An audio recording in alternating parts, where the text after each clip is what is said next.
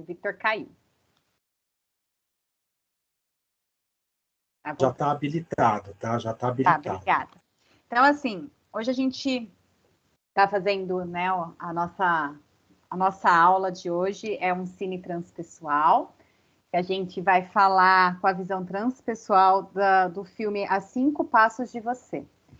É um filme meio ficção, meio história real. Ele foi baseado na história da Claire Winland, eu acho que é assim que fala. O diretor, ele passeava, né, conversando com pessoas, e ele buscava histórias baseadas em pessoas que estavam ali, né, numa fase terminal, numa doença, né, que tinha ali uma questão terminal, mas que tinha um olhar e um jeito de viver leve e feliz, que não focava no sofrimento e sim em formas de ser feliz. Então, ele falava que ele escolhia pessoas que tinham como escolha o amor, a esperança, a felicidade e detrimento de suas doenças crônicas ou terminais. E daí foi quando ele conheceu a Claire e conversando com ela, era uma menina de 13 anos, e conversando com ela, ele falou assim, acho que isso dá um filme, que você topa. E daí ela topou. A história não é dela, mas em si, baseada no estilo dela, baseada em várias coisas, da forma como ela enxergava a vida, ele criou a Estela, né? E ela tinha poucos amigos, ela falava que ela quase não tinha amigos, que tinha também a fibrose pulmonar, porque ela falava que ela não gostava de ver os amigos morrerem, né? E ela não conseguiu ver o final da direção, né, do filme pronto, porque ela fez um transplante pulmonar, mas ela teve uma complicação e teve uma parada cardíaca meses depois. Então, esse é um pouquinho dos fatos reais dessa história, né? E esse filme, no meu ponto de vista, ele fala sobre a vida, mas não a vida somente como estou existindo, mas a vida como viver. Fala sobre a morte, fala sobre escolhas, e dentro dessas escolhas a responsabilidade e a apropriação do ser, sobre presença, sobre o controle, mas também sobre a confiança e sair do que é normal, sair da normose, sobre o respirar, esse ar que entra, esse ar que sai, esse ar que nos dá vida, e sobre amor, vários tipos de amor, o amor próprio, o amor de romance, o amor pelo amigo, amor de filha, de irmã, né, de companheiras ali com as enfermeiras, e sobre limites, né? Então, acho que tudo isso aí é um combo que esse filme nos presenteia em pensar e refletir. E daí, antes de a gente começar, eu e a Ritinha queríamos compartilhar com vocês um trailerzinho que nós fizemos. Deixa eu ver se eu consigo, Vi.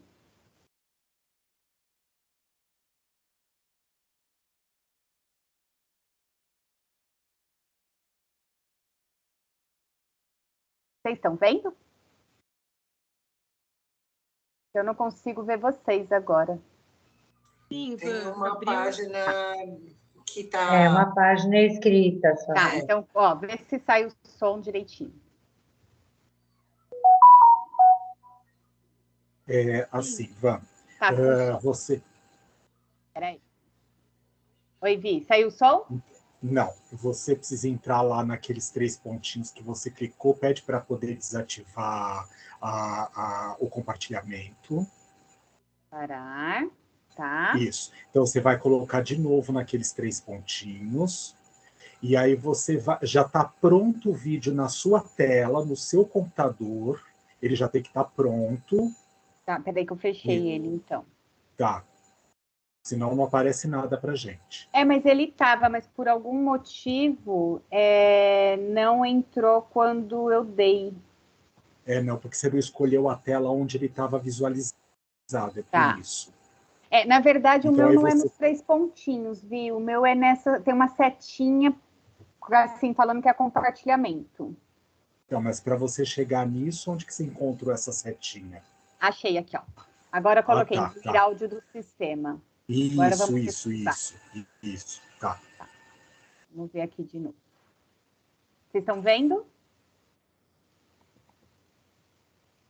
Não a tela, mas está...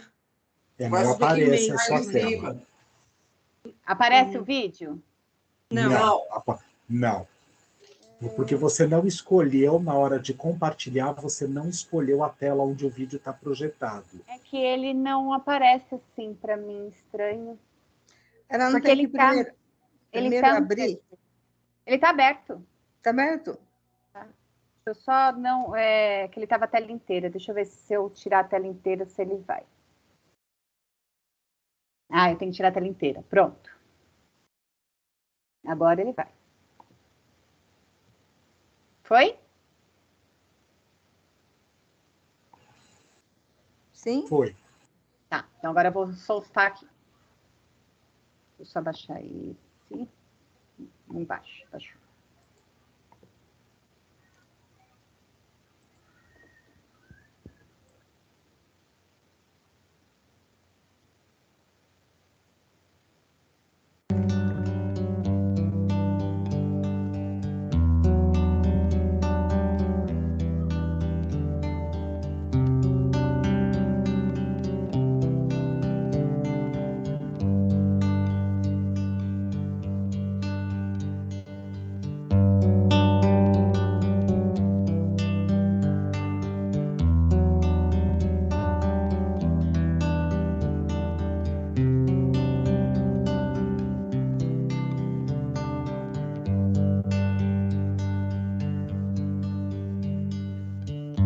Mesmo quando tudo pede um pouco mais de calma, até quando o corpo pede um pouco mais de alma, a vida não para. Enquanto o tempo acelera e pede pressa, eu me recuso, faço hora, vou na valsa. A vida é tão rara. Enquanto todo mundo espera a cura do mal e a loucura finge que isso tudo é normal, eu finjo ter paciência.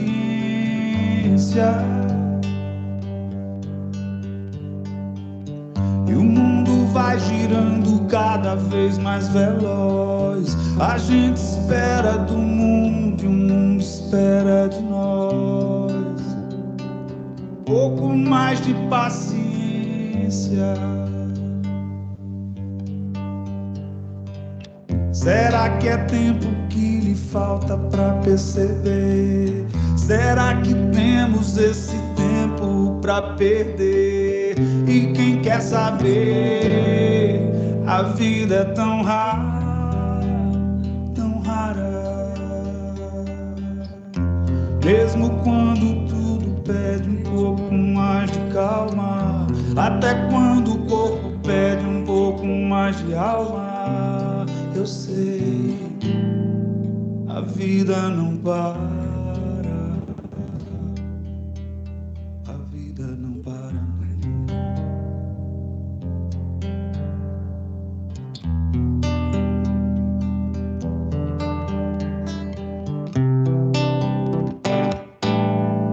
A vida não para.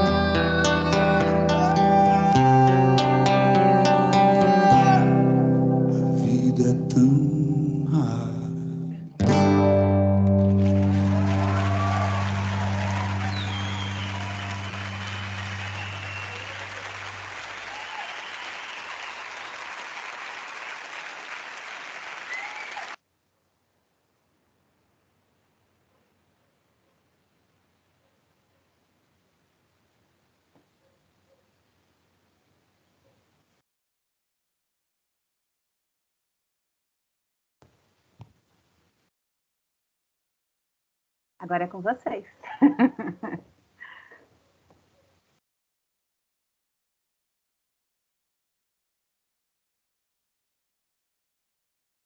Oi, Lori. Depois que você passou, você quer que a gente fale o quê? Só se eu vou começar a chorar. Cara, o filme é lindo.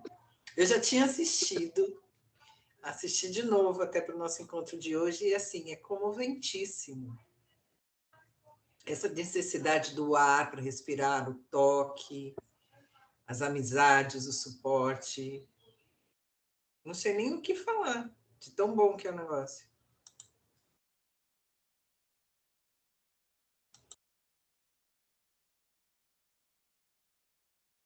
Então, eu vou começar, posso? Como disse a Ritinha no começo, né? Algumas pessoas estavam aqui, eu entrei assim num processo de. Eu estava falando no mudo, mas pode falar, depois eu falo. Ai, desculpa, Dori, desculpa, eu não te vi, pode falar. Não, Pode eu estava no mudo, por isso que você não ouviu. Essa não, parte que eles fugiram lá do hospital, que eles estão brincando, eu achei assim uma coisa muito interessante no sentido assim, eles têm que aproveitar o pouco de vida que eles sabem que tem, né?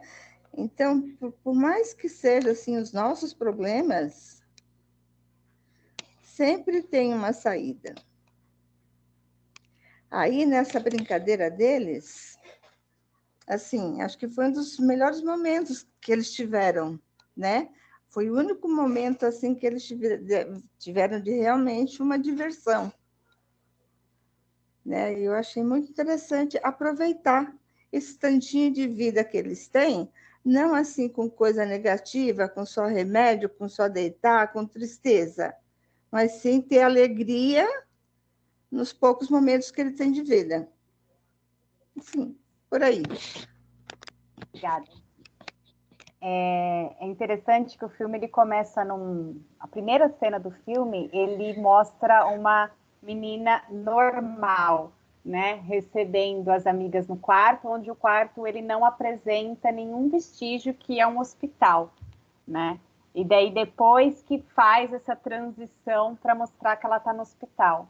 Mas pegando até isso que a Dolores falou, ela tentava trazer aquele quarto de hospital com leveza, né? Então, o vídeo que ela criou, ela levava brincadeiras, né?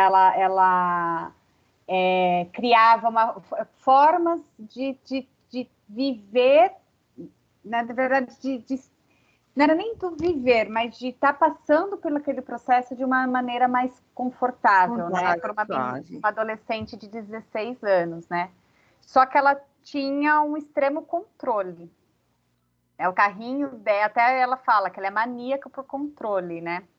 E quando a gente vai olhar o controle ele esconde ali um medo, né? Então, para eu não ter acesso àquele medo, eu tento trilhar o caminho da minha vida para que eu sinta menos. Né? E que também tem muito sentido com sentir o toque, né? Se eu não sinto o toque, eu também vou diminuindo as minhas percepções e fico só naquilo que eu acho que eu consigo controlar e que eu consigo dar conta, né? Oi, Rê.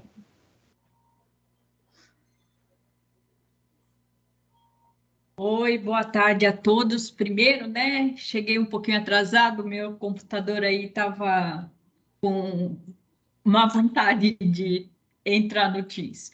Bom, vamos lá. Que filme! Realmente a gente precisa, não é assim com um caderninho de anotações ou com um docinho ou uma pipoca do lado, não. É com um balde e com lençol. Muito legal. Nossa, que filme lindo, profundo, Van, que você escolheu. Assim, eu não participei da centração inicial, né? Mas o filme é realmente assim, para mim,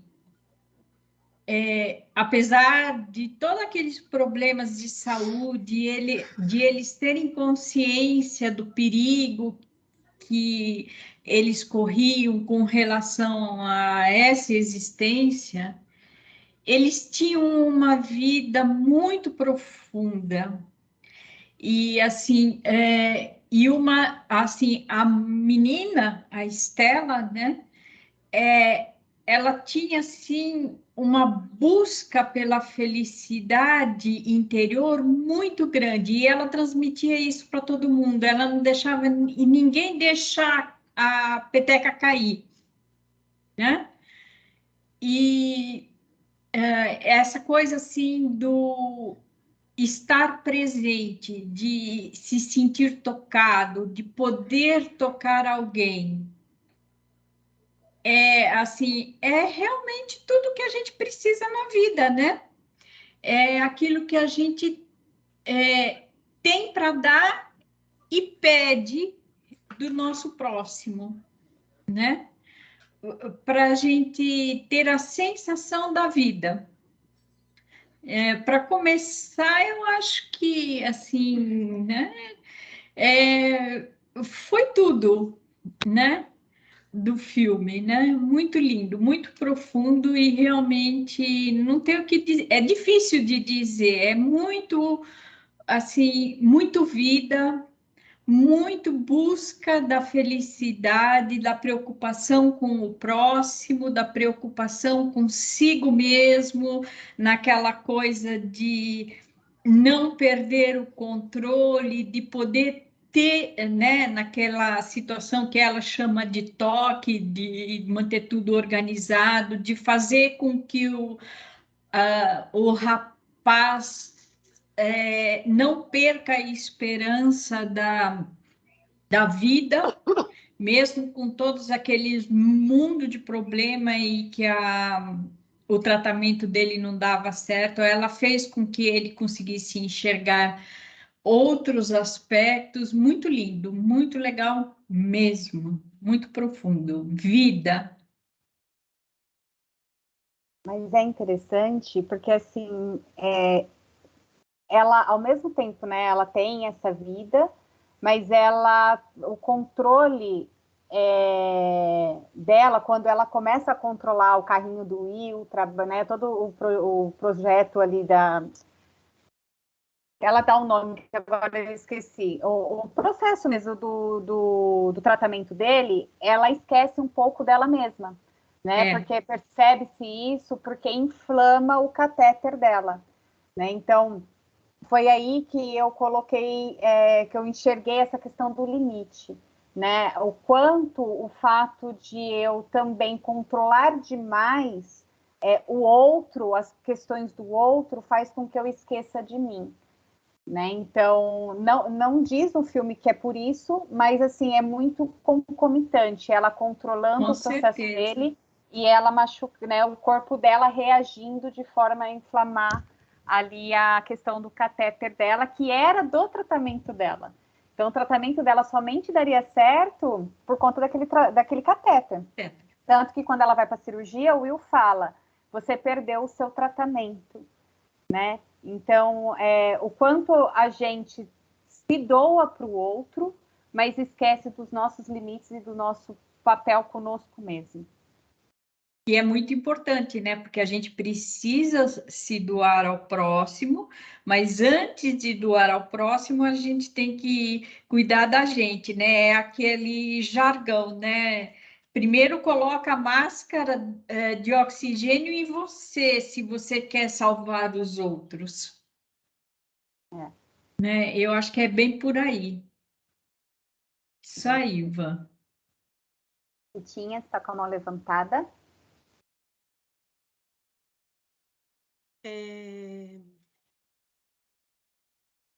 Falar porque essa coisa do controle, né, do toque, né, que na verdade não é um controle, né, é uma organização, né, que deixa tudo limpo, né, porque as coisas estão, eles mostram no carrinho, né, ela ordena nas fileiras e tal. Na arte, porque fiquei pensando na questão do toque, né? E daí me veio a questão de como isso funciona na arte. Na arte a gente tem uma disciplina, que é logo que tem que ser feita no primeiro ano de aprendizagem, que chama alfabetização visual. Então, eles vão fazer uma série de pranchas de estudo, de linha, de ponto, de cor, né? E é uma prancha que tem uma margem, que você constrói uma moldura, e o exercício ele acontece dentro dessa moldura, né? E é tudo medido. Você faz tabelas, né? E daí os alunos ficam enlouquecidos, né? Porque, afinal de contas, a arte é livre, por que você tem que fazer tabela, né? E daí eles vinham, né, para apresentar. E daí, assim, eu falei, ó, essa linha tá torta. Não tá, professora? Eu falei, então, essa linha tá torta. Não tá, professora? Eu falei, então vamos medir, né? E assim, ela tava torta, 0,5 milímetro. Ai, professora, mas é 0,5 milímetro. Então, mas não me serve. Por quê?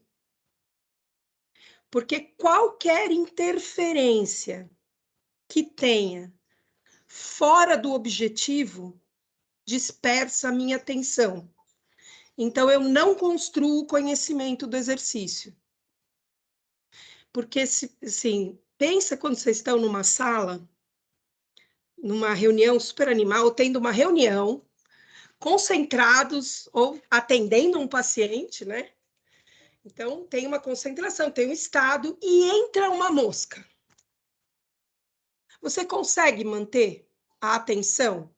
Você consegue, né?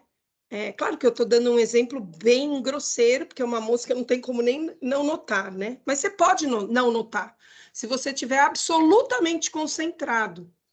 Mas como por uma questão de sobrevivência, né, os nossos sentidos, eles estão sempre alertas por o entorno, né? Porque é por isso que a gente consegue ter as relações sem ter medo constante, né? Então, você tem um foco e tem e um outro lado fica... Eu vou provar isso para vocês, como é que funciona. E então, se você tiver no exercício uma linha com 0,5 milímetro fora do lugar, ou entre os quadrados que são para serem postas as cores, para que a gente estabeleça uma relação cromática. Se você tiver qualquer desvio de atenção, você perde o foco. Então, você perde a essência do que você precisa desenvolver naquele exercício.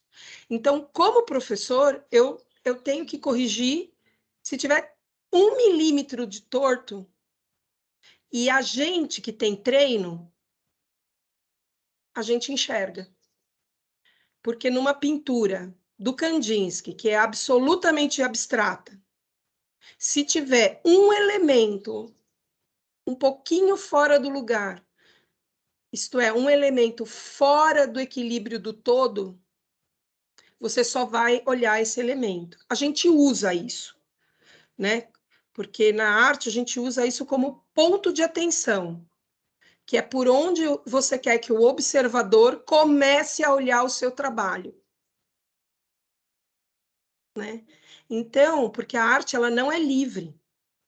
A arte é uma construção consciente, porque ela tem que levar você a ter as sensações que eu quero que tenha. Eu posso conseguir ou não, ponto, né? O filme é um exemplo disso. O cara foi mestre em despertar sensações, né? Tanto é que a Lori falou, o que você quer que eu fale agora? Eu quero que você fale o que você sentiu. O que essas sensações, ao ver o filme, movimentaram no seu corpo para que você se emocionasse da maneira que você se emocionou e da variação dessa emoção durante o filme, dependendo do que ele colocava, né? Então, quando a gente vai fazer uma análise de obra, a gente trabalha com essas camadas, né? O que cada camada que a obra apresenta movimenta no meu corpo. Então, eu achei interessante, porque é uma outra leitura, porque talvez a pessoa que tenha toque é porque ela não saiba lidar com o inesperado.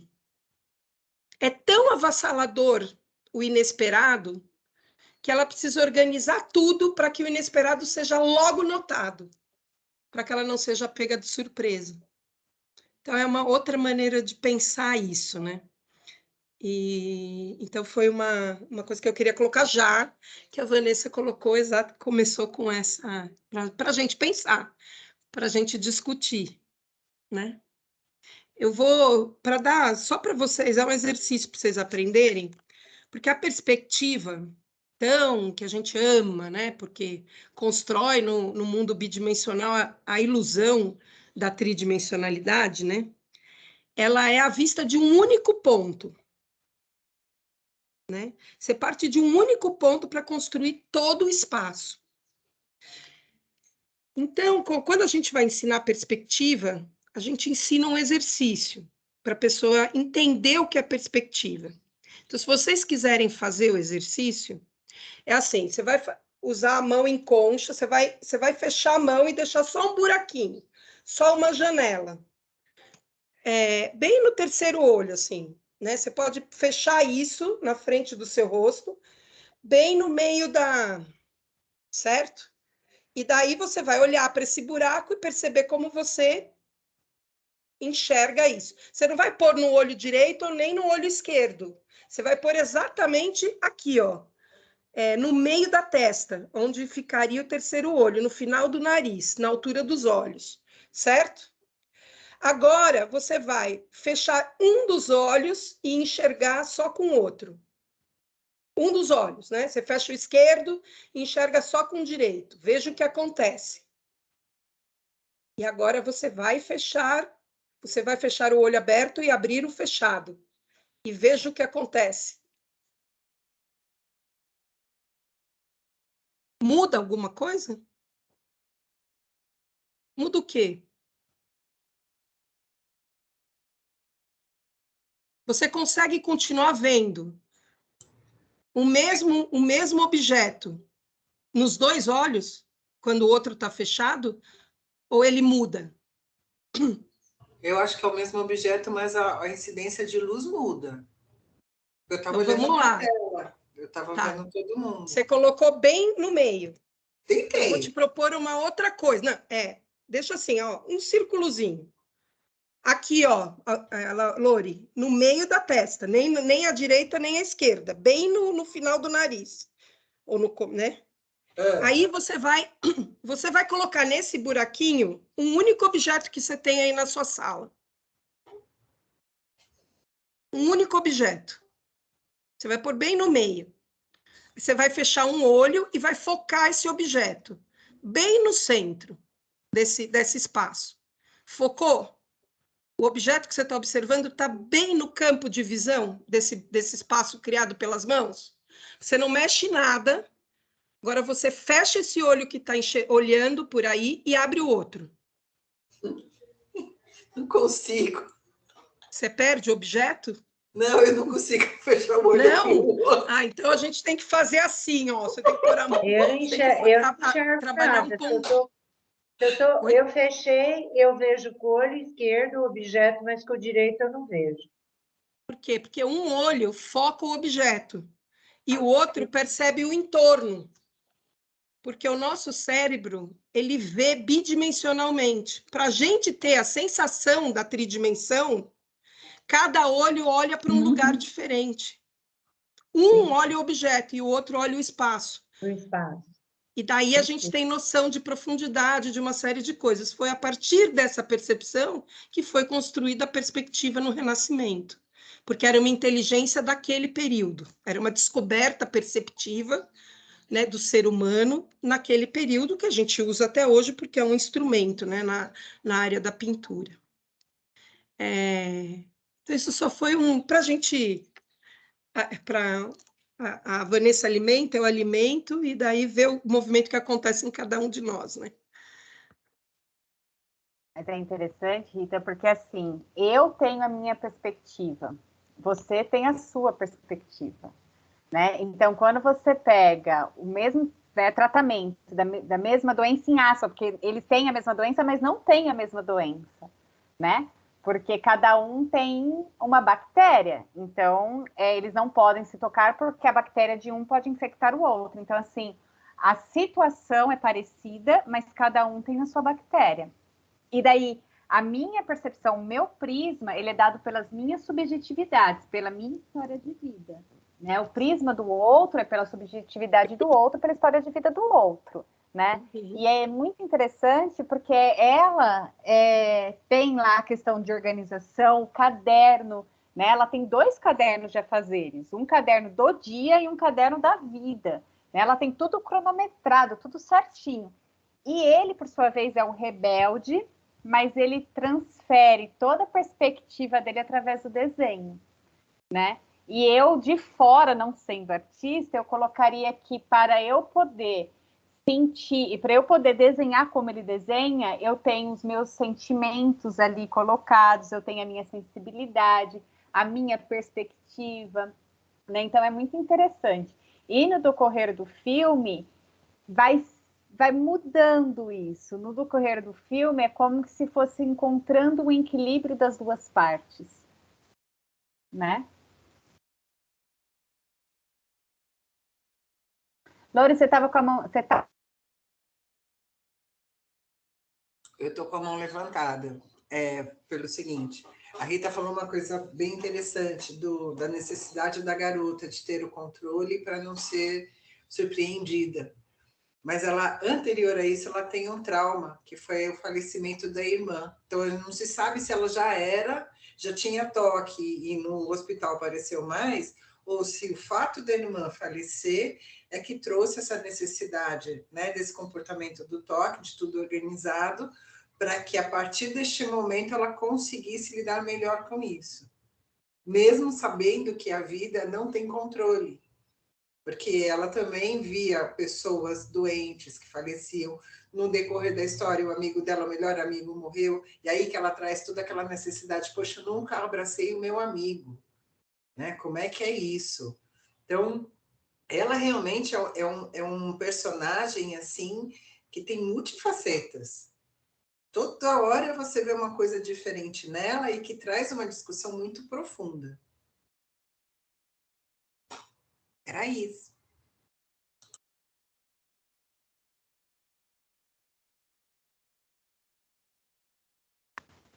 Tá fechado o microfone. Essa questão da irmã é o oposto dela, né? Era uma irmã aventureira, era uma irmã, ela coloca que era uma irmã que vivia a vida, né? Que ela usou de tudo que ela pôde, da liberdade que ela pôde para viver a vida. E daí a Estela, ela fala, mas eu tinha data para morrer.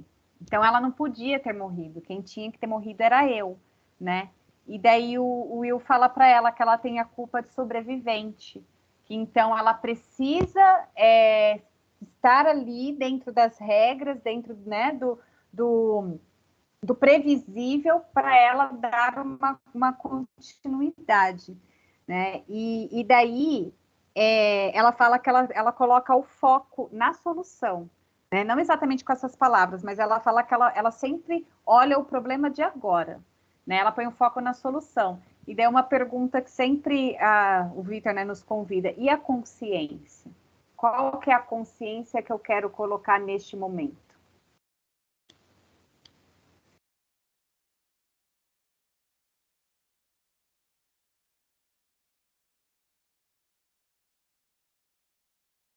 É uma pergunta difícil, né? Porque ali eles estão num ambiente que traz essas, eu vejo, né, como 2 possibilidades, a cura ou a não cura. Então, a cura me remete a uma até o que a Rita também falou, quais foram as sensações que esse filme me trouxe, por que eu me emocionei? Porque o tempo todo o que eu vi ali era esperança, fé e, ao mesmo tempo, pô, não deu certo. sabe? Você faz um projeto, você desenha uma coisa, você torce para aquilo ir para frente, mas às vezes a coisa para, porque, enfim, tem que parar, né? Então, é Então, uma mas coisa... aí... Ah, Desculpa, Lourdes, desculpa, pode falar, pensei que você tinha terminado, pode falar. eu entendi uma coisa assim, de felicidade e de tristeza, bem ambíguo mesmo, né? De tá dando certo, ela ia sempre ver os recém-nascidos, né? Só que eram Então, recém-nascidos que estavam no neonatal, na incubadora. sim, mas é sempre voltado para essa questão da respiração. Então, de repente, as crianças que estavam ali, as chances eram grandes. Então, elas iam uma hora sair dali e ir para casa, ou não, né? Então, é esse jogo que você falou muito bem no começo, né? Da coisa do viver e estar presente. Então, ela, de todos ali, parecia que era que a pessoa que tinha mais consciência do que estava acontecendo e do que poderia vir a acontecer. Então, mas aí a minha pergunta aí que me questiona, ela tinha consciência ou ela estava, que depois ela fala isso, que ela estava vivendo para o tratamento e não fazendo tratamento para viver, né? Porque a fibrose, ela não tem cura. A fibrose, você vive, né, com tratamento para te dar uma projeção de vida. Uma E mesmo quando sobrevida. uma 5 anos sobrevida, parece que é o máximo. quando você faz o transplante. Então é menos. Né? Tem pessoas que, hoje em dia, na verdade, que eu estava pesquisando, já existe tratamentos, se você descobre fibrose logo no começo, você não chega nesse processo do pulmão que eles tinham lá, né? Então, você consegue ter uma vida mais longa, tem mulheres que conseguem ter filhos, né? Mas lá no filme, eles, na verdade, fazem tratamentos para conseguir viver, né? Então, assim, se eu faço tratamento para conseguir viver e eu estou projetando a minha vida para o futuro, eu estou realmente vivendo? Eu estou realmente no presente? Então, quando ela começa a questionar, eu acredito que sim. Né? Quando o Will começa a indagar isso para ela, né? Eu Porque acho que é. antes, e daí aqui até trazendo um pouco do que eu venho aprendendo em neurofisiologia, é assim, quando você controla, você encobre um medo, né? E quando a gente tem medo que não é de algo específico, né? Que assim, eu não tenho medo da barata. Aí eu vi a barata, eu tenho medo, mas eu vivo com o medo, eu crio no meu corpo questões de ansiedade, né? E quando a gente está na ansiedade, a gente não está no presente, né? Fisiologicamente falando. Porque fisiologicamente falando, eu estou criando ali no meu hipotálamo as emoções, no meu hipocampo eu estou trazendo as memórias do que eu venho vivendo, e a minha amígdala, ela está o tempo todo no sistema de alerta, né? Então eu estou o tempo todo projetando no meu corpo noradrenalina, adrenalina, dopamina, né? Que não me deixa ficar aqui no presente, né? Então, assim, o quanto esse controle, ele também é para o aqui e agora. Que daí a gente vai para outro ponto que a gente escuta muito, né? O controle é o contrário de confiança. Vitor, me salva. Não vou salvar, não, tá maravilhoso, imagine. Eu só vou acrescentar uma oportunidade para tornar a reflexão um pouquinho mais apimentada. O Graf Durkheim, ele tem uma fala significativa a respeito dessa possibilidade da questão da morte. Para aquele que é controlador, e aí ele, no momento específico do trabalho dele, ele está falando para o que hoje a gente chama de esquizofrênicos, psicóticos, que de uma certa forma tem uma dificuldade em poder permanecer no self, na essência. Mas a gente pode traduzir para a visão desse filme que nós fomos convidados a refletir aí para essa semana. É uma questão assim, o fato de o que acontece depois da morte. Para onde é que nós vamos depois da morte? É uma pergunta que ele costuma fazer, porque é filósofo, tá? E aí ele lembra essa chance na questão de quando nós estamos extremamente desapegados do verdadeiro self, ou daquilo que a nossa essência necessita realizar no momento, com o grau de consciência que a gente se encontra aqui agora, na verdade nós sempre estivemos mortos. Então, o morrer, para onde nós vamos depois da morte? Para o lugar onde nós sempre estivemos, distantes do verdadeiro self. E aí eu queria apimentar um pouco essa discussão com essa possibilidade, porque o controle ele está sempre evidenciado numa característica de uma pré-ocupação, de eu estar distante do tempo, da presença daquilo que eu estou vivendo no aqui e agora. Veja que interessante, no filme aparece um pouco isso na perspectiva da questão de como é que eu posso lidar com a situação que está me acontecendo nesse momento. Eu tenho a doença, mas eu me deixo envolver por ela, ou eu simplesmente transformo a oportunidade daquilo que está acontecendo para eu poder explorar o máximo de chance de vivência que eu tenho para experimentar nesse momento. A única diferença daquele que, carinhosamente falando, tem como se fala, um diagnóstico, né, assim, de uma doença dita, agora eu sei que vocês não estão me vendo, mas assim, imagine o Vitor com as duas mãozinhas levantadas fazendo sinal de aspas, tá? Então, entre aspas, ok? Né, nessa questão de que, então é uma doença fatal, ela vai me tirar a vida desse estado de vida que eu estou experimentando encarnado aqui agora. Ok, tudo bem. Mas é assim, não significa obrigatoriamente que essa pessoa vai desencarnar antes de nós. Pode ser que eu mais jovem, pode ser que eu aparentemente falando, num nível sadio, que não apresente sintomatologia nenhuma, que eu possa ter um troço qualquer, sofrer um acidente, sei lá, cair numa escada, ter um impacto e ter logo passar bem. E nós esquecemos de nos ocupar com essa questão. Por quê? Porque a gente imagina, através desse nosso sistema ilusório, de que a gente vai ficar aqui 90, 100, 200, 500 anos. Exagerando, eu sei que estou exagerando, que ninguém até agora viveu encarnado numa única encarnação 500 anos, para os nossos tempos. Então, a gente observar, que você fala, não, e olha, eu posso deixar para amanhã, aquele exercício que eu quero começar a fazer, aquele curso que eu estou super afim de ir lá e me envolver, aquela oportunidade de poder, assim, sair daqui e me jogar de paraquedas, né, pular, por exemplo, de paraquedas lá em Boituva, por exemplo, né, é assim, não, eu tenho a chance de poder fazer isso. E sentar no colo do Papai Noel, que foi o que nós brincamos lá na outra semana, não vai ser esse ano não, tá? Deixa para qualquer ano que eu tiver mais coragem. Só que pode ser que eu não chegue na presente existência, nem mesmo até o final dessa existência. Então, quantas coisas nós deixamos de vivenciar, carinhosamente falando, porque a gente fica tentando evitar morrer. Só que se nós formos observar o nível de interação, de envolvimento com a vida que nós estamos tendo aqui agora, nós já estamos mortos. É isso que o Durkheim está falando. E isso está muito expresso num livro chamado Carência e Plenitude, do Leloup. Tá? Ele fala a respeito disso, dessa situação que, inclusive, dá a origem para aquilo que eles desenvolveram como a normose. Então a gente tem que se defender, porque tem bandidos na rua, porque, olha, eu posso sofrer um assalto relâmpago e que podem me colocar dentro de um carro preso e que vai me levar.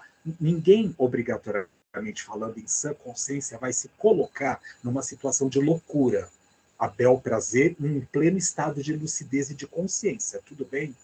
Mas, queridos, nós sabemos que não há vítimas na história. Aquele que levou uma bala no meio da testa porque sofreu um assalto, de uma certa forma, isso já estava, de alguma maneira, pré-determinado aos acontecimentos. Então, eu falo, eu não vou viajar de avião porque aviões caem. Se eu tiver que cair dentro de um avião, desculpa, se eu não cair dentro dele, o avião cai em cima da minha cabeça. É simples assim. Então, não tem muito o que ficar se preocupando nesse sentido. Mas veja, olha o significado da coisa. Quando se há uma inteireza em algum grau de nível de consciência, onde o ego não tem vazões, não tem gaps, estados psicóticos, oligofrênicos, esquizofrênicos, para a pessoa não se achar que ela pode falar, olha, eu vou subir num prédio de 40 andares e eu vou me jogar de lá porque eu posso voar. Não, nesse estado de consciência isso não é permitido, a gente sabe. Então, há esses limites que a Vanessa vem com toda a sabedoria desenvolvendo na reflexão que ela está fazendo a respeito da personagem principal ali do filme. Mas a gente também poder pensar na questão de que quantas coisas nós nos impedimos de realizar porque a gente acha que assim, ai, olha, eu vou dar um exemplo, São Paulo está violenta. Sim, está. Eu não preciso sair daqui às 3h30 da manhã, tudo bem, para poder ir numa danceteria qualquer e ficar numa balada e me colocar numa condição que, obrigatoriamente falando, pode ser que seja perigoso, né? Assim, desacompanhado, parará, etc. A gente vai fazer coisas, mas a gente sabe até onde está o nosso limite, num estado de equilíbrio de consciência. Mas o que não tiver que acontecer, né, desde que eu não me coloque na condição, né, assim, premeditativa para que, desculpa, gente, é assim, tudo bem? Então, aquele que morreu queimado, se ele não se colocou, né, vamos dizer assim, numa situação premeditada para aquilo, não estava programada a possibilidade. Eu me lembro há uns anos atrás, ainda em São Paulo, na possibilidade lá daquela boate que matou os estudantes que estavam se formando e comemorando lá a formação em medicina. Aquilo já era um programa. Então é uma bobagem dizer, não, eu não vou, eu faço, eu não faço. Quem não tinha que estar lá, por algum motivo, não conseguiu chegar. Quem não tinha que estar naquele voo, daqueles incidentes que aconteceram, né, do voo vindo de Porto Alegre, que atravessou a Avenida Bandeirantes no aeroporto de Congonhas, e nós sabemos disso, né, porque muitos de nós moram muito perto, então tem a possibilidade, né, de poder pensar, ou usa aquele aeroporto como meio de mecanismo de locomoção, e a gente fala, tá, mas acidentes acontecem todo dia tem gente morrendo com tiro, todo dia tem gente morrendo dormindo feito um passarinho. Todo dia tem gente morrendo, como se fala, sendo assassinado. Todo dia tem gente morrendo de ataque cardíaco. Todo dia tem gente morrendo de leucemia. Todo dia tem gente morrendo com os fibromas causados, como no caso da doença. Mas todo dia tem gente renascendo. Todo dia tem gente encarnando. É um ciclo. E será que somos nós mesmos que vamos e voltamos? Então, só para apimentar um pouquinho mais a nossa discussão, né? O que será que eu estou evitando? Eu estou evitando morrer? Mas eu olho para a minha vida, na verdade, eu já estou morto, porque eu estou completamente afastado do meu self, do que eu deveria fazer.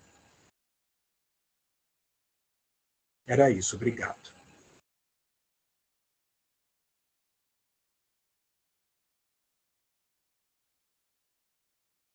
Tá sem som, Van. Ai, desculpa. Antes de você falar, Ritinha, só para ter uma parte do filme que o Will fala, né? Nós estamos morrendo a vida toda, né? E daí eu trago a fala lá do filme, do outro filme que eu assisti, que é Graça e do Ken Wilber, que eu não vou lembrar agora o outro. Graça e Coragem. Que a esposa dele fala, né? Todos nós temos data marcada para morrer, mas eu fui presenteada em saber a minha, então eu vou viver cada minuto o máximo que eu puder. Fala, Ritinha. Eu vou dar o Vitor falou, eu vou narrar uma coisa que aconteceu há pouco, assim, em junho, né? Em julho comigo. Eu fiz uma cirurgia vascular, que não é uma cirurgia nenhuma, né? Mas é uma cirurgia. E como a Clara Nunes, como diz uma amiga, claro que você pensou na Clara Nunes. Falei, óbvio, né? Porque é o risco, né? Então, deixa lá, né? Eu falei, eu preciso, antes da cirurgia, deixar todas as senhas para o meu irmão, explicar todas as coisas da minha mãe, né? Porque, eu sei, vocês podem estar pensando, é ridículo, mas eu sou assim. Aí, eu fui fazer os exames pré-operatórios, né?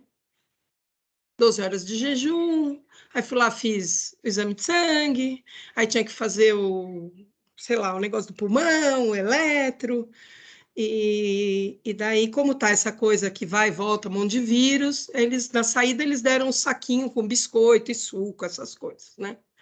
Aí, muito perto da minha casa, eu falei, não vou comer esse negócio na rua, né?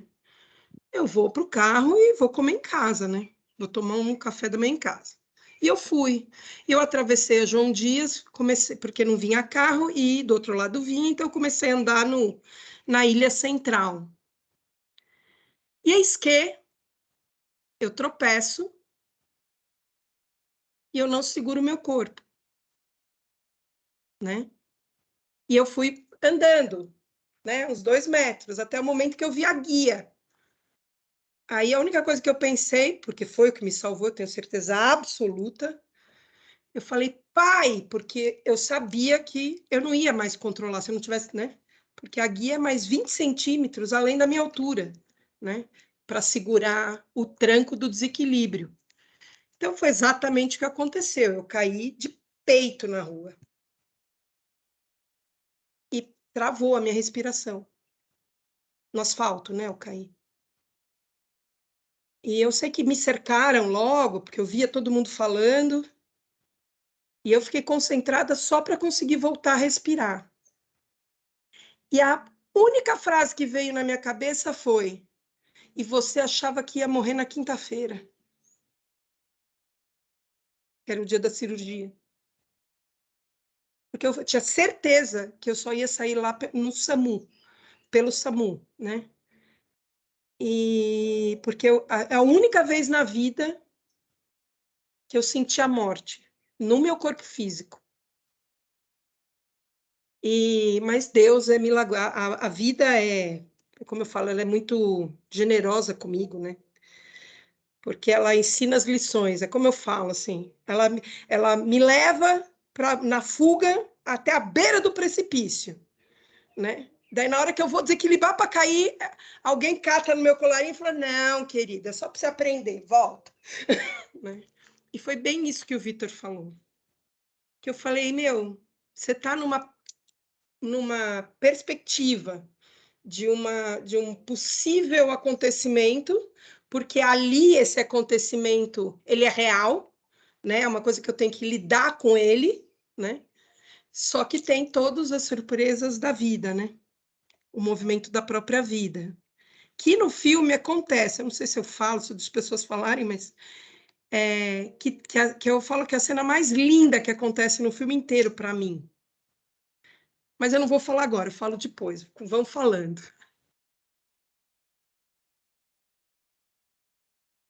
Oi, Kelly.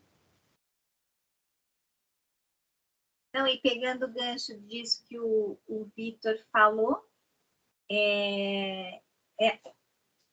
o quanto seria provável que ela ou eles morressem afogados, né?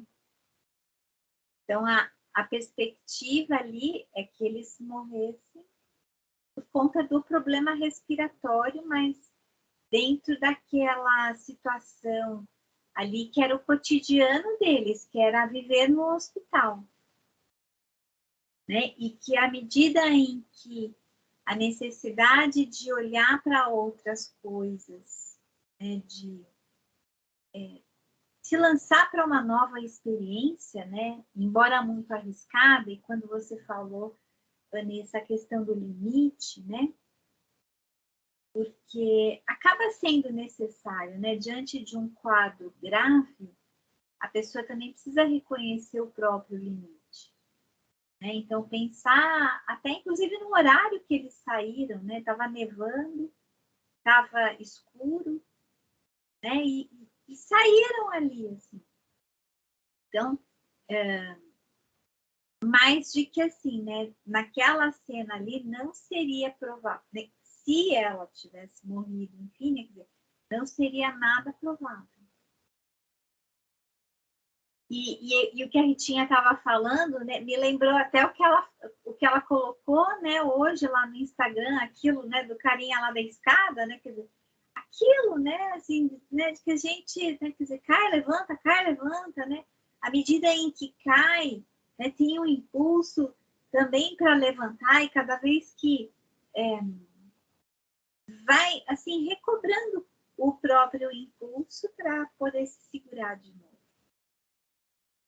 Então, acho que assim, né, aquilo que a vida apresenta como os desafios, né? E aí, será que, assim, essa presença, ou o que o Vitor fala, da gente estar em conexão com o nosso self, não envolve também desafio? Porque a gente, né, assim, normalmente a gente vai encarar o desafio como problema. Como algo que é um imprevisto diante daquilo que se programou para si mesmo.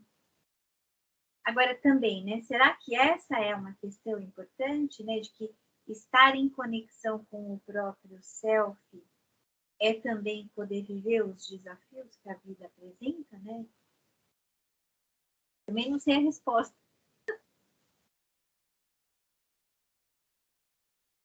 E antes de passar a palavra para você, só queria falar duas coisinhas. Kelly, no filme é muito interessante porque ele trabalha o tempo todo com ar e água, né, com os opostos.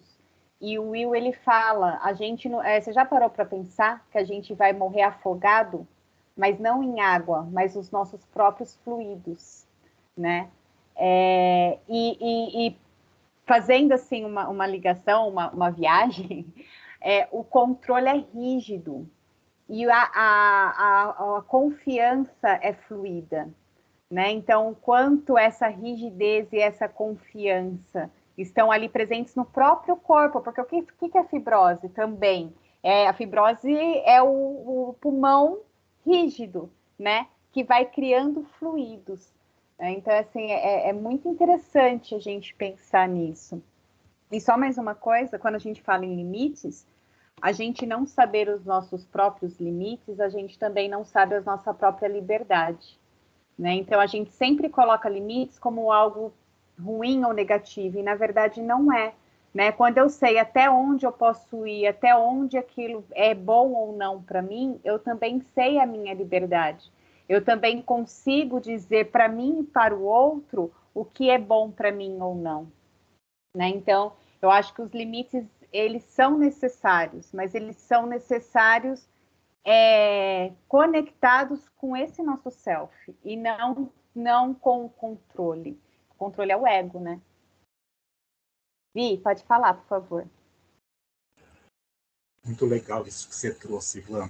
E assim, quando eu estava acabando os estudos acadêmicos da época do doutorado, o meu orientador, um alemão, né? Ele brincava, ele fazia na área de física em específico, ele brincava, ele fazia uma analogia com o físico maior de todos, o Einstein. E ele dizia assim, Einstein, eu sou rocha. A tradução é isso que significa. Einstein, eu sou rocha, pedra. É assim. E olha que significativo, o nosso querido Einstein trouxe para que nós pudéssemos pensar a questão de que todo corpo que está parado tende a continuar parado, ou todo corpo que está em movimento uniforme, ele tende a ficar em movimento uniforme. O movimento uniformemente variado é o que afeta os níveis de consciência.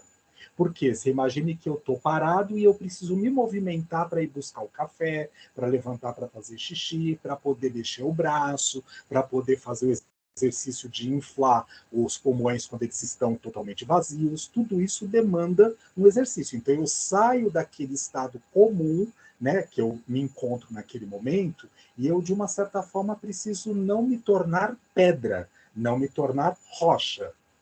Einstein. Eu sou pedra, eu sou rocha. Então, era uma analogia que ele brincava para ensinar a parte de física nesse sentido. Mas, para a gente poder repensar essa possibilidade que, muitas vezes, nós nos colocamos no nosso dia a dia como rochas. E que é uma coisa significativa para isso, inclusive nos nossos normas técnicas ABNT, como a gente costuma brincar. A partir do momento que a gente descobre um percurso, um caminho, um jeito de poder realizar algo na vida, aquilo vai se tornando automatizado, e é bom, porque a gente não precisa ficar colocando atenção mais concentrada o tempo inteiro naquele processo, mas, por um outro lado, nos paralisa, porque não há mais um pensamento sobre, não há mais uma atenção concentrada sobre. Então, eu estou na paralisia. E aí, pensando nesse sistema da doença que eles possuem ali naquele momento, quer dizer, observar isso, né, que a Vanessa estava trazendo, essa história de que se o próprio fluxo não consegue fazer o caminho que é necessário para ser feito, como é que eu me impeço, eu vou criando barreiras para impedir? O que eu estou fazendo? Eu estou cristalizando. Eu estou criando pedras, eu estou criando rochas.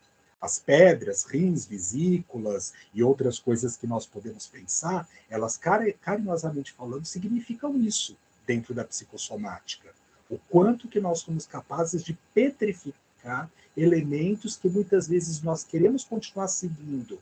É desse jeito, eu nasci assim, eu sou sempre assim, serei eternamente assim, né? É para amplificar isso, resumidamente falando, e esquecermos que tem outras propostas de desafio. Tem uma brincadeira, já que todo mundo hoje trouxe a oportunidade de trazer exercícios e brincadeira, e a gente já fez isso outras tantas vezes, mas pensar assim, imagine você, amanhã de manhã, na hora que você levantar, você saindo pelo lado contrário da cama. Aí alguns poderiam dizer assim, não dá, porque ela está encostada na parede. Vire-se, você vai ter que sair pelo outro lado da cama. Imagine você tendo que, sei lá, comer amanhã e você opta, carinhosamente falando, por um outro jeito de se alimentar. Você começa pela sobremesa, depois você vai para o prato principal e depois você come a salada. Imagine você transgredindo, porque só é possível transgredir. Lembra, a Vanessa acabou de falar a respeito disso. Lembre-se, o filme lá, A Alma Imoral. Então, assim, só é possível transgredir quando eu conheço os limites e a regra. Se eu não sei até onde eu posso estar e até onde eu sou capaz de ir e até onde o meu nível de consciência, onde eu me encontro aqui agora, permite que eu vivencie aquilo que eu quero vivenciar, eu vou fazer bobagem.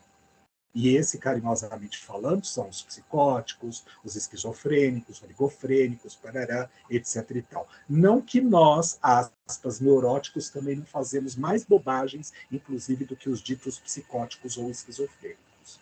A gente ainda faz mais bobagem porque a gente ainda se considera, no bom sentido da palavra, são, normal, menos louco. E nessas eu esqueço de olhar para os lados na hora de atravessar a rua.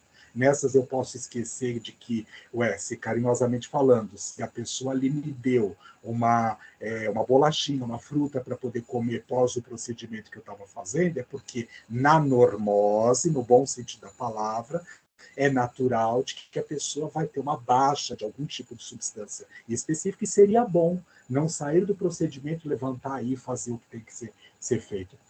Relaxa um pouquinho, papapá. Então, assim, não é crítica, não é apontamento de nada. É que nós possamos observar, porque a gente fala, não, eu estou ótimo, estou lindo, estou maravilhoso, eu posso ir lá e eu posso fazer. E aí a gente vai passando por cima dos nossos limites. Então, obrigado, era isso que eu queria acrescentar, Tava. Pode falar, Rita. O Vitor falou uma coisa interessante, eu vou contar uma coisa, né? Meus alunos, eles me amavam e me odiavam no mesmo grau, né? Até uma última vez, a aluna falou, professora, é impressionante.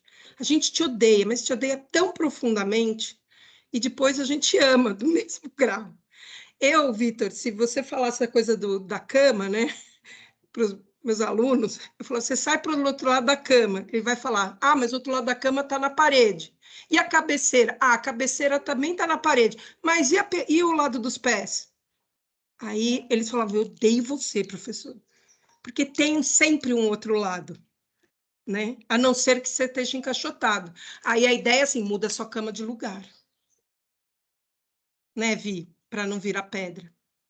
Sim, e é importante isso porque assim são pequenos movimentos que a gente pode estar fazendo no dia a dia, a gente esquece. Então, assim, o percurso que eu fazia, né, quando estava em São Paulo, né, assim, da casa da minha avó até a casa dos meus pais, né, era sempre o mesmo. Mas por que eu não posso virar um quarteirão diferente? Porque é perigoso, porque é mais escuro, porque não sei o quê. Tudo bem, ok, gente, não precisamos nos colocar em risco de forma consciente. Mas a gente pensa, e quando era durante o dia, também não fazia aquele percurso diferenciado. Por quê? Porque gasta mais, porque eu vou ter que prestar mais atenção, porque aqui nesse caminho eu já conheço onde estão os buracos, quais são os semáforos, onde está o radar, parará, etc e tal. Tudo bem, gente, a gente faz isso, mas isso petrifica. Pode observar. Só complementando, porque assim, o Vitor já falou sobre isso em alguns encontros nossos, né? Mas hoje resolvi falar. Isso que ele fala, ele é um exercício no meu métier, né? Para despertar a criatividade no indivíduo, né? Porque, assim, tem coisas na vida que a gente faz sem pensar. Por exemplo, andar de bicicleta. Quando você aprende, você não pensa mais. Você tem que girar o pedal, que você tem não sei o quê, você não pensa mais. Mas por que você tem essa ação como automática, né? Para que você tenha a oportunidade de vivenciar o caminho. E se você tivesse que toda vez que andar de bicicleta, ficar prestando atenção onde eu ponho o pé, a mão, o peso do corpo, você nunca ia olhar o caminho, né? Então, tem coisas na vida que a gente automatiza para possibilitar novos horizontes, né? Como respirar, né? Quando a gente pode, quando é livre, quando você não tem nenhum impedimento no corpo físico. Porque quando você tem um impedimento, a Kelly falou dos desafios, né? Ele é um desafio para você encontrar novas possibilidades, né?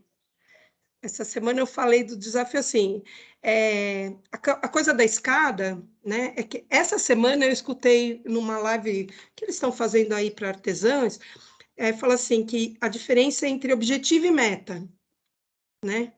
Ela falou assim, o objetivo tá no final da escada. A meta é você subir cada degrau. Então, quando o Zé, que é um músico, falou, olha que lindo esse vídeo, e eu já mandei para a Van, falei, tem tudo a ver com hoje, né? Por quê? Porque a meta é chegar no topo da escada.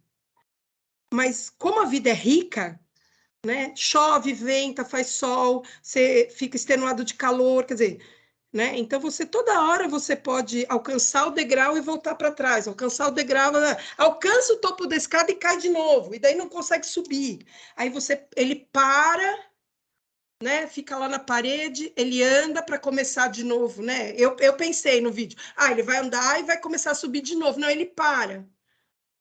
Quer dizer, é o inverno, né? Assim, é o tempo do silêncio. Aí ele vai de novo e volta, de novo e volta, e consegue ir para cima, sem retornar aos degraus da escada, né? Porque ele encontra um outro caminho, ele encontra uma nova possibilidade, e daí ele já chegou no topo da escada, mesmo que ele retorne ao primeiro degrau, porque daí ele vai chegar em outro topo. E essa semana, eu conversando com uma pessoa, veio assim, a gente também falou dos desafios, né? E assim, eu falei assim, então, me contaram que tem uma paisagem linda do outro lado da montanha. E eu fui despertada nessa curiosidade. Eu falei, eu quero ver essa paisagem, né? Então, e o que eu preciso para ver a paisagem? Subir a montanha. Mas a montanha tem pedra, tem árvore, tem rio para atravessar. Então, esse é o desafio para você ver a paisagem. Então, vamos subir a montanha, né? E daí é uma escolha. Isso que é genial, é uma escolha. Você vai subir ou não vai, né? Quando ela está no lago e ela recebe que chegou um pulmão, mas ela está vivendo o luto do amigo, ela faz a escolha de ignorar. Mas a vida não deixa. Porque daí chega a mãe do outro, que manda mensagem para o outro, ele lê. Quer dizer, a vida encontra, né? A vida tem a sua própria inteligência, né? Do desafio. E daí, quando o Vitor propõe essas novas, esses novos caminhos para você chegar nos mesmos lugares, ou sentar comer em lugares diferentes na mesa da sua casa, tal, é a possibilidade de mudar a paisagem e ver a vida de outro ângulo, e ver a sua própria casa de outro ângulo, ver o seu próprio trabalho de outro ângulo, porque eu posso chegar por um caminho super arborizado no meu trabalho, e eu chego feliz. E outro caminho que eu não quero, porque é feio, é sujo, tem mais trânsito, ai, a rua é estreita, mas eu vou chegar com outro estado no meu trabalho. E daí eu vou ver tudo no meu trabalho com outro estado, né? Então, por isso que na arte, a gente, assim, e daí vira um vício. Quando você tem que fazer coisa repetitiva, é um inferno, né? Porque você não tem uma estrutura interna para fazer isso. Só que algumas coisas da vida exigem que você faça, né? E daí é um diálogo, que você vai ter que chegar em alguma solução em relação a isso. Mas, mas enfim, só queria... O Vitor ativou justamente essa questão mesmo. Você falou que na arte é isso, né, Ritinha? Na neurofisiologia, fala que a rotina ela é ótima. Ela é ótima para você ter menos gasto de energia. Em contrapartida, gera menos neuroplasticidade. Né? Quer ver uma situação? Posso falar só uma coisa? Eu tinha um amigo que falava que o ser humano adora rotina. Porque a gente, por princípio, é preguiçoso. Economiza energia. Mas você quer ver uma coisa que é muito interessante, que a gente faz sempre igual? Tomar banho. Por que a gente não começa do pé para a cabeça? A gente sempre começa da cabeça para o pé. Então, te convido, começa do pé para a cabeça, vamos perceber qual que é a diferença.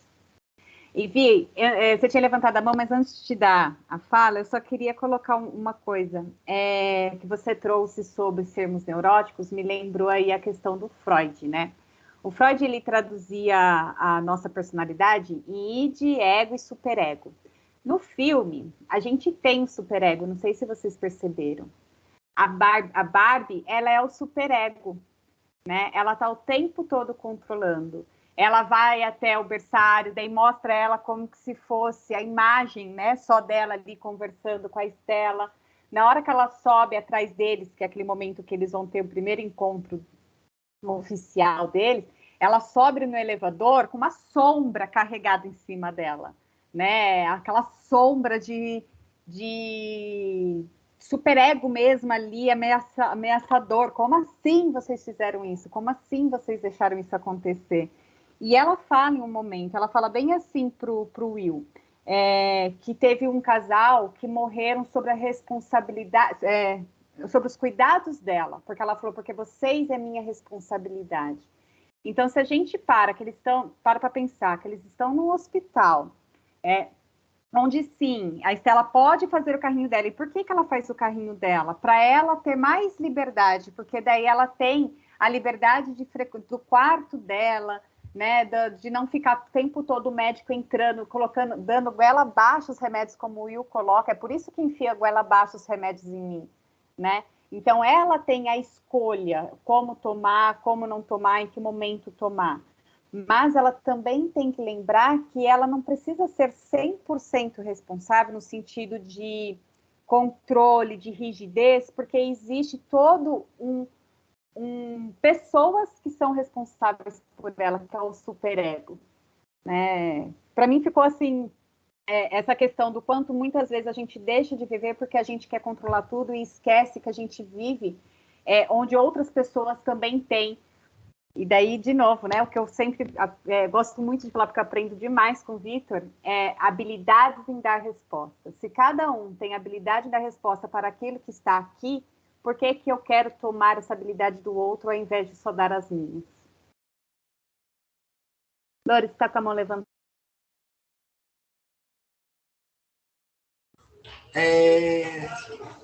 Eu não sei se cabe, mas eu estou a fim de falar. A Rita começou dizendo assim que teve uma cena no filme que ela achou a mais bonita, enfim. Ela não falou a dela, mas eu queria falar a minha, que eu acho que também pode também dar algum material para discussão, que é quando ela vem com aquele taco, né, de sinuca, e aí eles vão ter um encontro, que ela está de vestidinho e tal, e eles passam numa parte do corredor do hospital e tem um casal de idosos. Então, né, fecha bem nos dois, né? Tipo, o casal jovenzinho e o casal idoso. Então, ali, com certeza, tinha alguma intenção de discussão. Não sei se para o espectador ficar pensando assim, ai, que bonitinho, de repente eles chegam naquela idade. Eu fiquei com essa ideia. Quando eu vi, eu falei, nossa, parece que eles estão, né, tentando jogar para quem está assistindo essa expectativa. Será que vai dar certo tudo isso? O tratamento dos dois vai ser bacana? E aí eles vão conseguir viver aquele amor? Porque a Bá também fala isso. Ela fala assim, a primeira vez eu deixei o casal, né, o outro casal, viver o que eles queriam e eles morrem. Né? Então, esse superego vem e fala assim, cara, agora não pode, agora vocês têm que olhar para o tratamento. Quando a menina também diz assim, eu vivi para o tratamento e não para, né, fazer o tratamento para viver, assim, aquela cena também foi muito importante, que dava a impressão disso, eu estou vivendo aquilo que me faz bem, aquilo que me traz alegria, que faz sentido na minha vida agora. O amanhã a gente vê depois. Quer falar, Rita? Você está com a mão levantada? Aquela cena, tanto que a gente colocou no nosso trailer, pode dar algumas interpretações, né? Por exemplo, se você vê um casal de idosos, é um casal de idosos que teoricamente está mais próximo da morte. Um casal de idosos, teoricamente, estaria andando com a ajuda de uma bengala e não de mão dadas. E daí você vê um casal de jovens que estão mais próximos da morte e que estão andando segurando algo, né? Tendo algo ali como suporte. Né? Então, de novo, o ciclo, de novo, vida e morte, de novo, né, essa questão de que tudo pode acontecer a qualquer momento. Né? Agora, essa questão do ego, do superego, a gente volta no ponto da criança, do adulto e do idoso, né?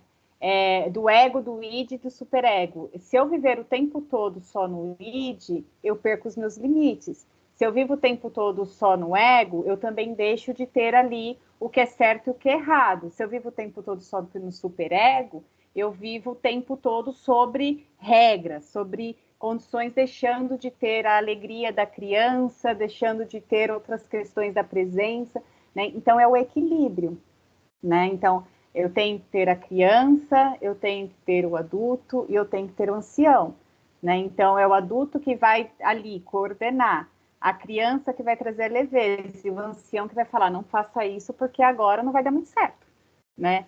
Então, eu acho que o filme também, o tempo todo, traz esse equilíbrio.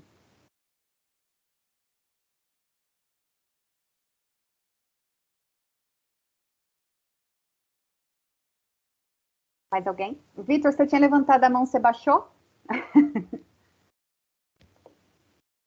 Porque eu achei que não fosse o momento adequado, mas ok. Tá? E depois disso, vamos pensar numa pausa, tá, Van? Tá?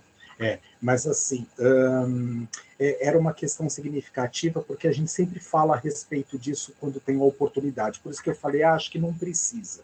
Mas já que você questionou, talvez eu deva, né, tenha sido convidado, carinhosamente falando, para poder trazer isso à tona de novo. Que é uma questão assim, eu posso ser uma gotícula dentro do oceano. O que é que me conduz? A força que habita o meu ser, o self individual, ou o selfão, como carinhosamente a gente brincava lá atrás, quando ainda estava estudando as coisas básicas da analítica, de uma questão de que o oceano é maior do que a gota de água que eu sou. Então, até as próprias escolhas, carinhosamente falando, que se apresentam, eu vou subir a montanha e eu opto por não subir. E aí, através dos telefonemas, faz com que eu, de uma certa forma, me coloque na possibilidade de subir a montanha para ver ali daquele topo, é porque já existe uma prontidão para essa possibilidade. O Krishna para o Arjuna, carinhosamente, traz uma série de ensinamentos lá através do Bhagavad Gita. Tudo bem? O Cristo, Jesus, ele traz uma série de ensinamentos através das lições morais exemplificadas por ele enquanto na Terra. O Buda traz uma série de ensinamentos de encontrar a possibilidade de se manter num equilíbrio num meio, nem tanto a um lado e nem tanto ao outro, dentro do seu próprio de equilíbrio. Mas todos eles que foram citados, só alguns, demonstram no bom sentido a chance de perceber que nível de consciência que eu me encontro aqui agora. Porque até hoje, tem um monte de consciências dormentes sobre o planeta que nem ouviram falar da possibilidade de um despertar. E elas não estão atrasadas ou avançadas, elas estão no tempo delas. Nessa escola onde nós nos encontramos, cabe tudo isso. E nós não somos melhores pelo fato de estar num outro nível de consciência que já temos condições de. Aquele a quem muito foi dado, demais dá conta de será cobrado. Então, nós podemos pensar no bom sentido o que nós estamos fazendo com aquilo que a gente aprende, carinhosamente falando, a cada encontro. Como eu transformo o meu existir, a minha vida, a partir dessa possibilidade do que foi refletido na tarde de hoje?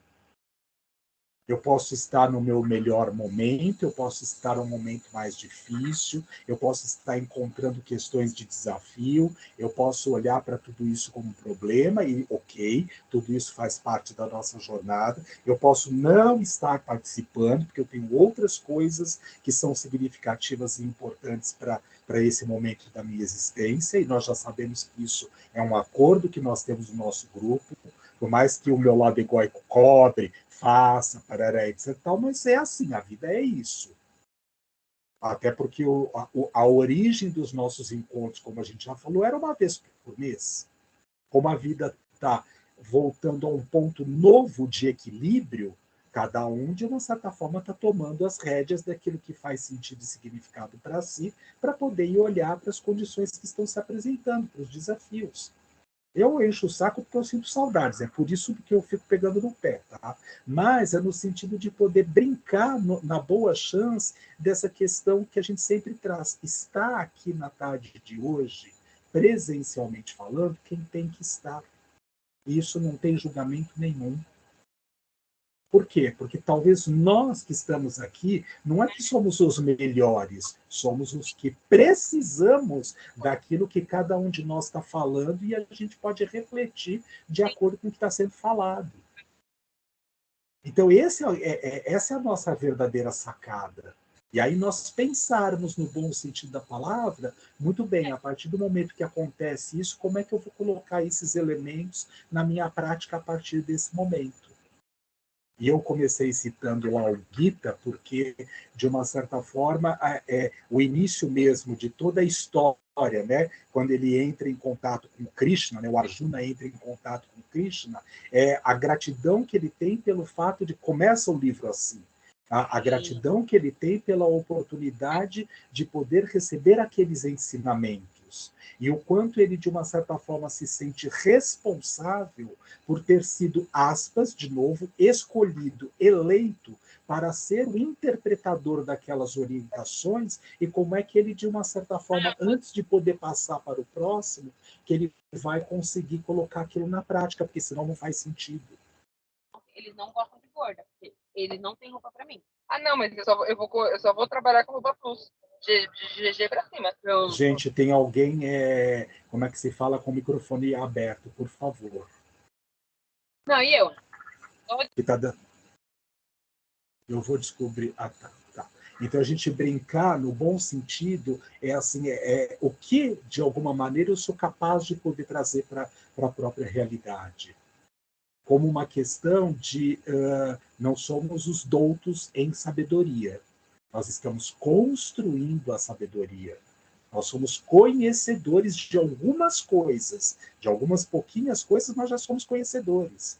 Mas, muito bem, agora como é que eu vou transformar toda essa teoria, tudo isso que a gente reflete, que a gente brinca, que a gente se encontra, que a gente se aprofunda, sem a cobrança, porque também ela não é válida, nos coloca num lugar onde nós não atingimos ainda, tudo bem, do falso ego, do orgulho, etc. e tal, mas observar na chance daquilo que já somos capazes de começar a transformar a nossa existência, porque só posso ser o exemplo para alguém a partir do momento que eu passo a praticar.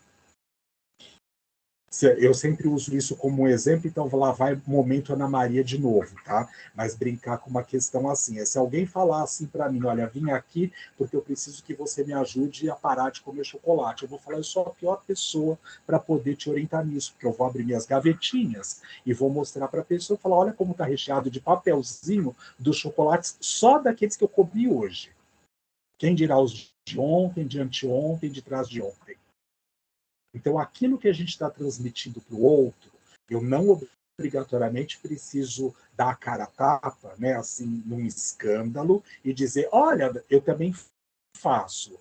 Mas se está acontecendo, se caiu no meu colo aquela oportunidade, é o oceano trazendo a possibilidade para a gotícula que eu sou, porque lembra que eu comecei a conversa assim, né, desse momento. Então, é o oceano trazendo a toda a potencialidade respeitando a potencialidade da gotícula que eu sou dentro desse oceano, para poder, de uma certa forma, seguir um caminho diferenciado daquele que eu estava fazendo. E muitas vezes a gente continua negligenciando, dizendo, não quero, aqui eu só sou analista, eu estou te analisando, não tenho nada a ver com isso. Quando você sair, eu fecho esse computador, no caso de estar virtual, e falo assim, Peló, eu vou lá para minha gavetinha comer meus chocolates, dane-se você.